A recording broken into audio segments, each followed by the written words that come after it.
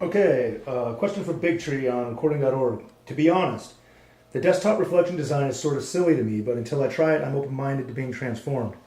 I use foam on my desk and monitor at the optimum 85 dB, so I don't really feel I need a speaker to do this for me, but who knows? I expect these to sound really accurate though, and I'm hoping that this is where they actually excel. So accuracy is, in fact, where they excel. But to explain why, we got to go back to the beginning when we were first designing these things. We were after designing something along the lines of a SPDIF cleaner-up or anti-jitter circuits or something along those lines.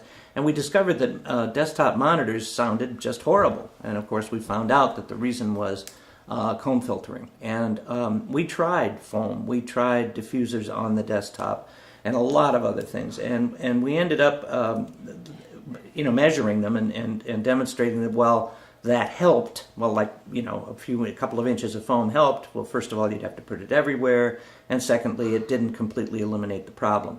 So ultimately, we found out that the way that we are approaching it now, which we call Shadocaster, was a way to really truly get rid of the problem as you perceive it. One of the things that we continually have to point up is that people who make their living in studios and are in a studio every single day are in fact going to be able to hear through some or all of the comb filtering issues.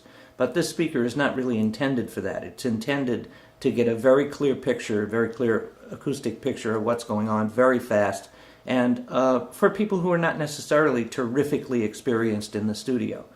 The other thing was that when we got rid of that comb filtering, we found that all of the other things became more critical. In other words, things like metallic breakup, things like diffraction, things like time delays being wrong. All of those things were now much more audible and had to be cleaned up. And the result is that we think we've got a speaker with the greatest clarity and the greatest depth of being able to hear into the mix that's possible for this kind of money.